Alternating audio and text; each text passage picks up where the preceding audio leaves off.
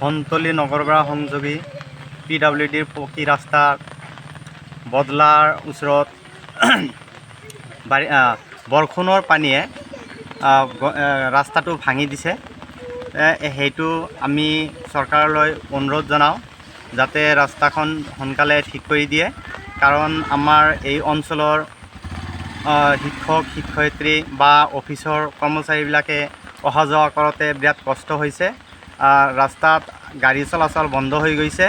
গতিকে আমাৰ ৰাইজৰ সুবিধাৰ্থে চৰকাৰে যাতে আমাৰ এই কামখিনি সোনকালে কৰি দিয়ে, এইখিনি মই চৰকাৰলৈ আহ্বান জনাইছোঁ।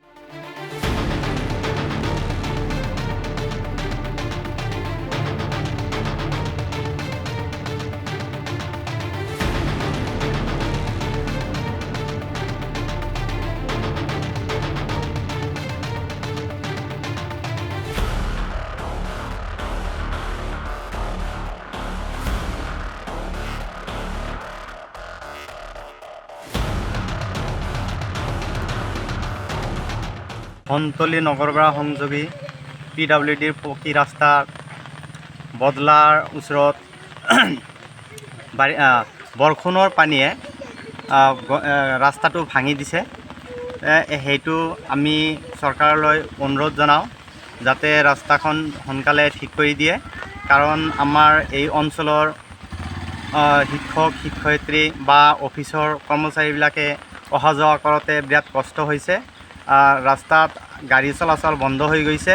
গতিকে আমাৰ ৰাইজৰ সুবিধাৰ্থে চৰকাৰে যাতে আমাৰ এই কামখিনি সোনকালে কৰি দিয়ে, এইখিনি মই চৰকাৰলৈ আহ্বান জনাইছোঁ।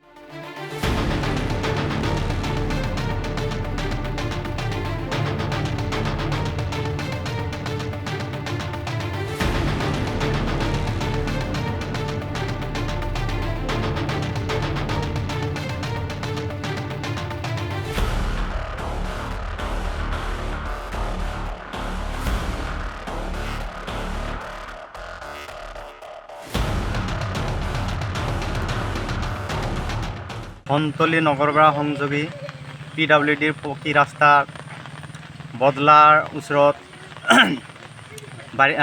বৰষুণৰ পানীয়ে ৰাস্তাটো ভাঙি দিছে।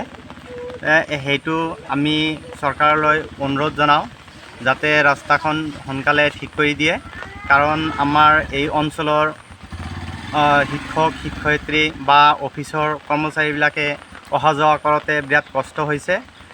ৰাস্তাত গাড়ী চলাচল বন্ধ হৈ গৈছে।